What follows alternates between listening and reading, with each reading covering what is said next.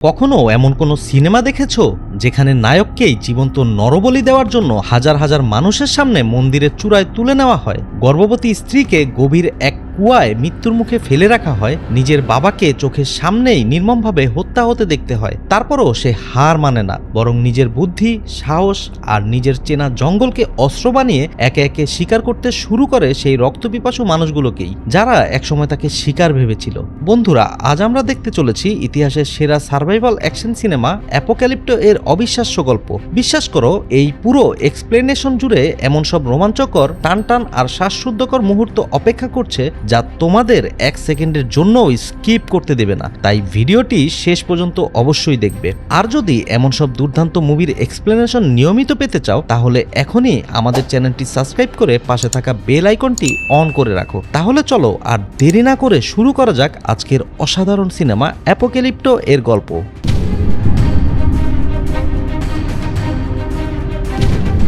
সিনেমার শুরুতে দেখা যায় জঙ্গলের কিছু আদিবাসী নিজেদের পেতে রাখা ফাঁদে একটা পশু শিকার করছে। পুরো জঙ্গল জুড়েই কিন্তু এমন সব ভয়ঙ্কর ফাঁদ বসানো আছে, আর এই ফাঁদগুলো ঠিক কোথায় কোথায় রাখা আছে তা কেবল এই আদিবাসীরাই জানে। মূলত এই পুরো জঙ্গলটাই একটা আদিবাসী দলের নিয়ন্ত্রণে, আর তাদের সর্দারের নাম ফ্লিন্ট স্কাই। সেখানে তারা একটা বুনো পশু শিকার করে মাংস কেটে খাচ্ছিল। ঠিক তখন তারা তাদের আশেপাশে কারো উপস্থিতি টের পায়। সবাই একদম চুপচাপ হয়ে ব্যাপারটা বোঝার চেষ্টা করে। ঠিক ওই মুহূর্তে আমাদের সিনেমার হিরো কিছুটা সামনে এগিয়ে যায় আর তাদের মায়ান ভাষায় বলে, তোরা যেই হোস পারলে আমাদের সামনে আয়। এই ছেলেটার নাম জাগুয়ার পাও। তখন জঙ্গলের আড়াল থেকে বেশ কিছু লোক বেরিয়ে আসে, যারা দেখতে কিন্তু তাদের মতোই। ফ্লিন্ট স্কাই তখন সামনে গিয়ে তাদের জিজ্ঞেস করে, তোমরা এখানে কি চাও? তখন তারা তাদের সাথে করে আনা কয়েকটা বড় মাছ সামনে রেখে বলে, একটা হিংস্র আদিবাসী দল আমাদের পুরো গোত্রকে শেষ করে দিয়েছে, তাই আমরা শুধু তোমাদের এই জঙ্গলটা পার হয়ে অন্য কোথাও চলে যেতে চাই। এসব শুনে তারাও তাদের কিছুটা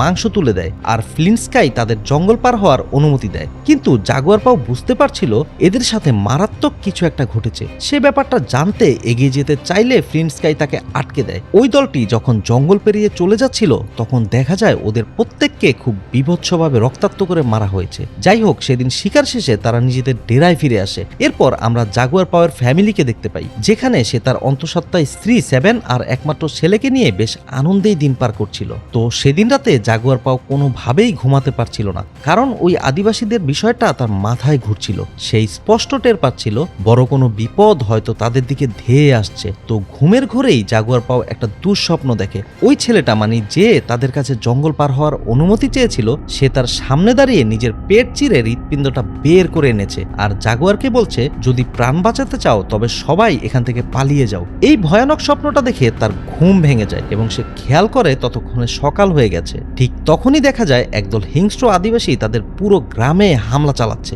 জাগুয়ার কোনো রকমে তার স্ত্রী আর ছেলেকে নিয়ে বাড়ি থেকে বেরিয়ে পড়ে। এরপর সে একটু দূরেই দড়ির সাহায্যে ওদের দুইজনকে একটা গভীর কুয়ায় নামিয়ে দিতে থাকে। অন্যদিকে সেই নৃশংস আদিবাসী দলটি জাগুয়ারদের গোত্রের লোকজনকে বেধর পিটিয়ে কাবু করে ফেলে আর হাত পা বেঁধে বন্দি করতে থাকে। অবশ্য দলের শক্তিশালী যুবকরা পাল্টা প্রতিরোধ গড়ে তোলার চেষ্টা করছিল। ঠিক তখন ওদের একজন জাগুয়ারকে দেখে ফেলে আর তার দিকে ছুটে এসে আচমকাই আক্রমণ করে বসে। ধস্তাধস্তির এক পর্যায়ে জাগুয়ারের হাত থেকে দড়িটা পিছলে যায় আর তার স্ত্রী ও সন্তান একদম কুয়ার নিচে পড়ে যায়। জাগুয়ার তখন সেই আদিবাসীটাকে সেখানেই খতম করে দেয়, কিন্তু চারপাশে তাকিয়ে দেখে সেই আদিবাসী দল তার পুরো কাফেলাকে মেরে শেষ করে দিচ্ছে। তাই সে তার স্ত্রীকে বলে, তুমি নিজের খেয়াল রেখো, আমি আমাদের লোকজনদের বাঁচাতে যাচ্ছি। তার স্ত্রী সেভেন তাকে না যাওয়ার জন্য বলতে থাকে, কিন্তু জাগুয়ার তাকে বোঝায় এবং প্রমিস করে সে ঠিকই ফিরে আসবে। এই বলে সে তার স্ত্রীর কাছ থেকে বিদায় নিয়ে তার কাফেলার দিকে ছুটে যায়। তারপর সে শত্রু আদিবাসীদের উপর ঝাঁপিয়ে পড়ে আর একের পর এক মারতে শুরু করে। এমনকি সে মিডেল আই নামের একজনকে প্রায় মেরেই ফেলেছিল। ঠিক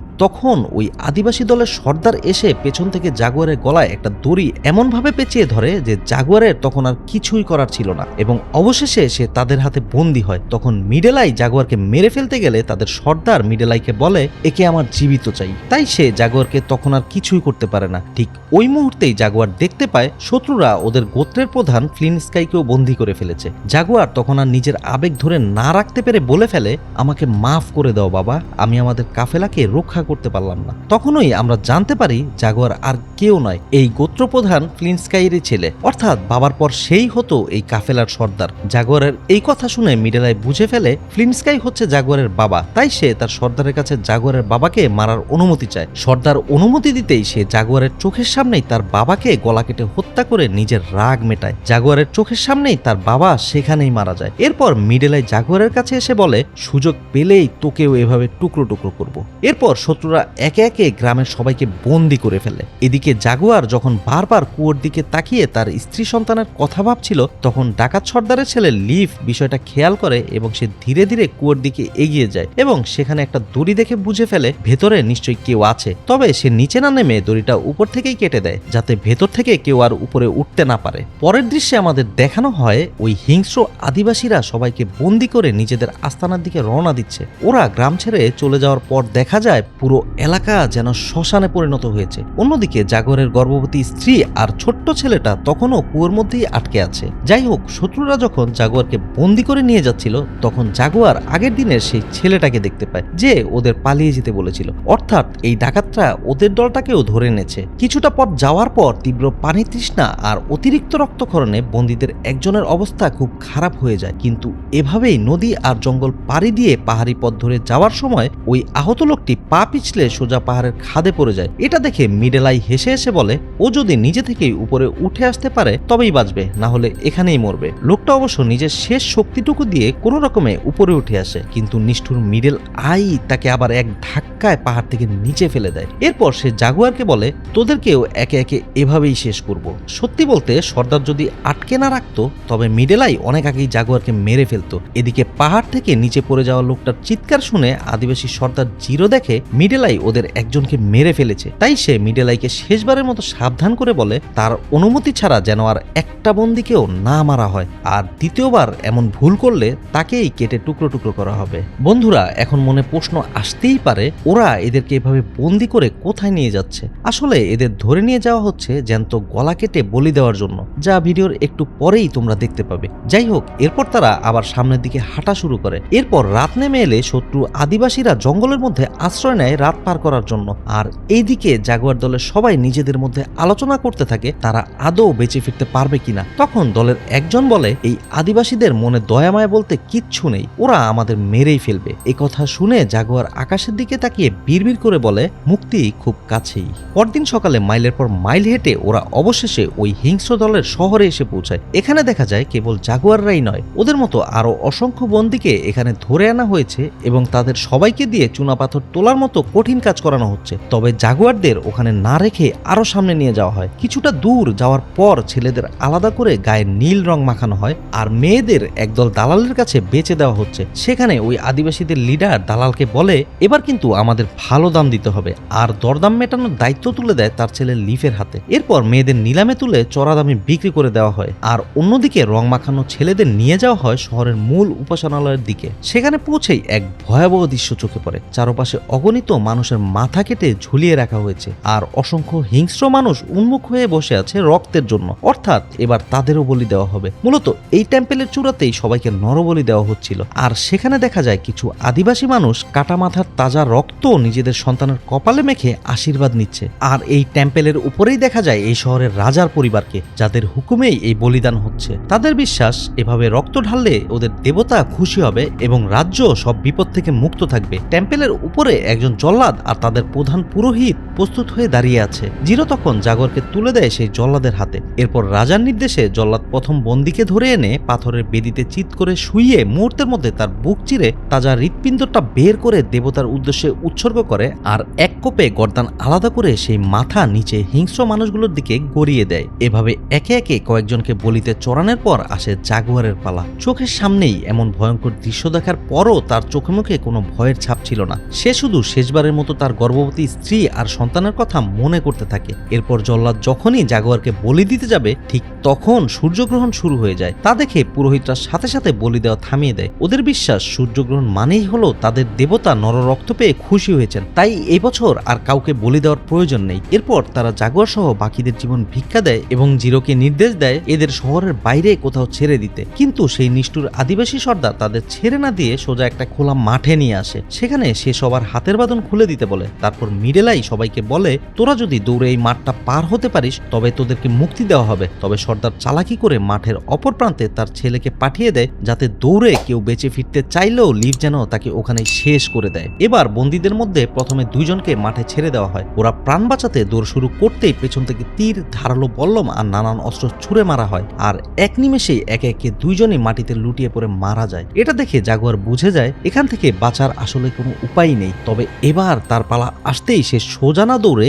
এলোমেলে দৌড়াতে শুরু করে। আদিবাসীগুলো তীর আর বল্লম ছুড়লেও সেগুলো জাগুয়ারকে কিছুই করতে পারে না। তখন তাদের লিডার জিরো নিজেই একটা তীর ছুঁড়ে মারলে সেটা সোজা গিয়ে জাগুয়ারের পেটের একপাশে বিঁধে যায়। তখন লিভ জাগুয়ারের একদম কাছে এসে তাকে জবাই করতে গেলে জাগুয়ার নিজের পেটে বিঁধে থাকা তীরের ধারালো ফলাটা সোজা লিফের গলায় ঢুকিয়ে দেয়। এরপর আর এক মুহূর্ত দেরি না করে সামনের ভুট্টা ক্ষেতের ভেতর দিয়ে পালাতে শুরু করে। এই কাণ্ড দেখে জিরো পাগলের মতো ছেলের দিকে ছুটে যায়, কিন্তু ততক্ষণে লিফ অলরেডি শেষ। প্রচন্ড রাগে জিরো তার দলবল নিয়ে জাগুয়ারের পেছনে ধাওয়া করতে থাকে, যে কোনো মূল্যেই তাকে শেষ করার জন্য। এভাবে দৌড়াতে দৌড়াতে জাগুয়ার হুট করেই এমন একটা জায়গায় এসে পড়ে যা দেখে তার মাথা ঘুরে যায়। চারপাশে শুধু পচা লাশ আর লাশ, যাদের সবাইকেই এভাবে বলি দিয়ে মারা হয়েছে। মানে বুঝতেই পারছো কতটা ভয়ঙ্কর একটা অবস্থা।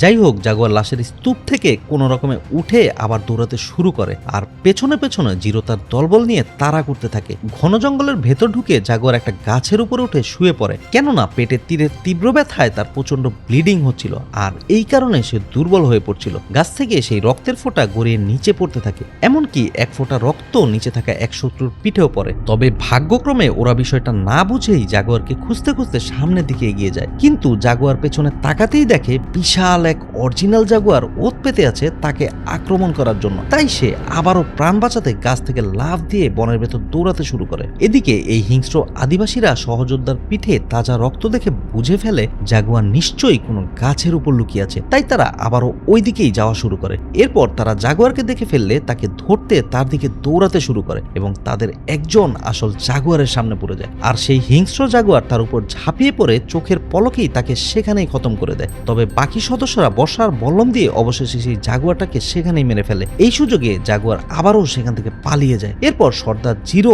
আবারও তার দলবল নিয়ে দৌড়াতে শুরু করে। অন্যদিকে জাগুয়ার জঙ্গল থেকে নানা রকম গাছের ছালবাকল জোগাড় করে ক্ষতস্থানে চেপে ধরে যাতে রক্ত পড়া বন্ধ হয়, আর এভাবেই ধাওয়া পাল্টা দেওয়ার মধ্যে দিয়ে দিন গড়িয়ে রাত নেমে আসে। পরদিন সকালে সেই হিংস্র আদিবাসীরা পুরো জঙ্গল তন্ন তন্ন করে ফেলে জাগুয়ারকে ধরতে। এরপর তারা একটা গাছের গায়ে জাগুয়ারের গায়ে মাখানো নীল রং দেখতে পায়, কিন্তু ঠিক তখনই একটা বিষাক্ত সাপ ওদের দলের একজনের গলায় কামড় বসিয়ে দেয়, আর মুহূর্তের মধ্যে সে সেখানেই মারা যায়। বাকি সদস্যরা গাছের গায়ের রং দেখে সামনের দিকে দৌড়াতে শুরু করে, কিন্তু এক পর্যায়ে ওরা জাগুয়ারের নাগালও পেয়ে যায় আর তার দিকে তীর ছুটতে থাকে। এই ভয়ানক আক্রমণ থেকে জাগুয়ার কোনো রকমে নিজেকে বাঁচিয়ে দৌড়াতে দৌড়াতে একদম খাড়া পাহাড়ের শেষ সীমানায় এসে পৌঁছায়। তার সামনে এখন স্রেফ দুইটা পথ খোলা, হয় এই বিশাল উঁচু পাহাড় থেকে গভীর খাদে ঝাঁপ দিতে হবে, না হয় শত্রুদের হাতে ধরা দিয়ে নির্মম মৃত্যুর মুখোমুখি হতে হবে। কিন্তু সে প্রথম পথটাই বেছে নেয়, কারণ সে কাপুরুষের মতো ওদের হাতে ধরা দিতে চায় না। তাই সে খাড়া পাহাড়ের ঝর্ণা দিয়ে নিচে লাফিয়ে পড়ে আর গভীর পানি স্রোত সাঁতরে